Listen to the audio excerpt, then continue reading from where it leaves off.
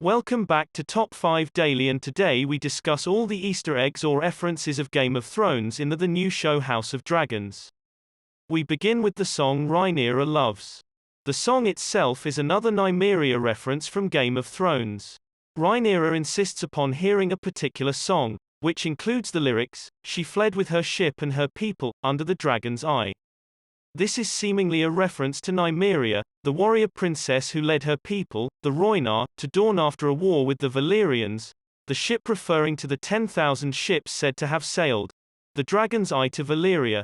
Secondly, the war for the Stepstones has a lot of Battle of the Bastards parallels. Aside from opening on a dragon battle, like Battle of the Bastards did in Meereen, there are some clearer similarities too. Daemon going straight for Crabfeeder is like Jon going straight for Ramsay. Daemon avoiding most of the arrows while running calls to mind Rickon Stark's death. Daemon being surrounded by the enemy is what happens to Jon's army, and Laenor Velaryon arriving on the back of the dragon Seasmoke to help win the day echoes the Knights of the Vale's last-minute arrival.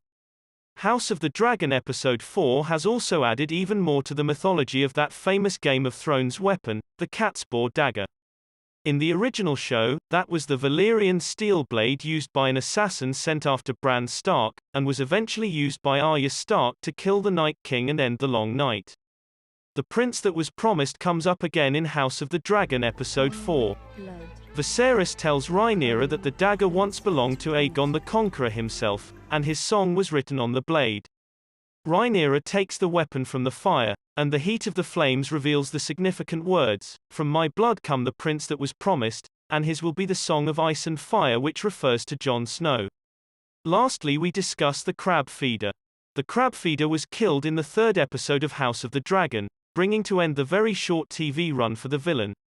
Fire and Blood doesn't offer many details about the character, so the creative team behind the show and actor Daniel Scott Smith had the freedom to do some unique things with him, including putting him in a mask that would be worn by the Sons of the Harpy in Meereen more than a century later. Scott Smith also confirmed that the crab feeder, real name Krahez Drahar, had the disease known as grayscale. The latest trailer for Episode 5 has been released, and here's a little breakdown for it. The preview teaser for House of the Dragon Episode 5 has been released, and, despite a royal wedding on the horizon, House Targaryen is seemingly at its lowest.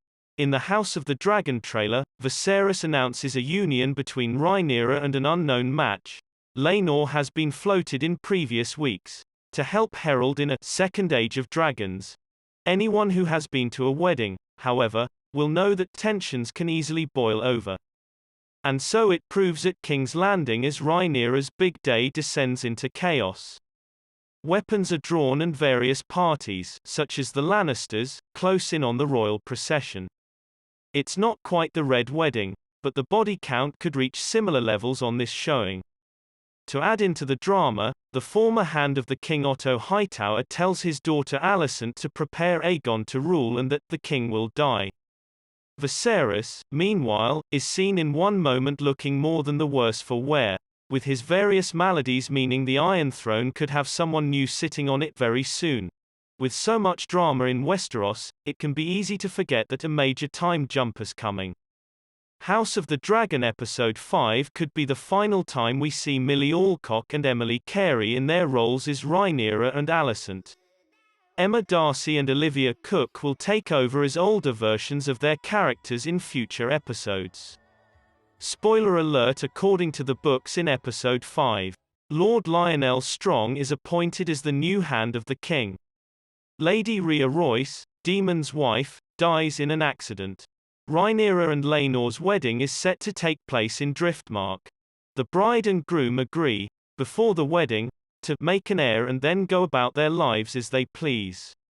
Larys tells Alicent that Rhaenyra was given moon tea.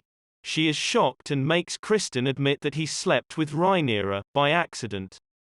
At her stepdaughter's wedding, the queen wears a shade of green, which demonstrates the old war banners of her house. Daemon is still allowed in Driftmark. He flirts with Rhaenyra and Laena as well. Sir Joffrey Lonmouth is killed by Criston after Joffrey tells him that he knows about the moon tea. Criston confesses his sins in a sacred grove and prepares to commit suicide. Alicent finds him praying and saves his life. Rhaenyra and Laenor's wedding is a very rushed ceremony, but also peaceful after all the chaos.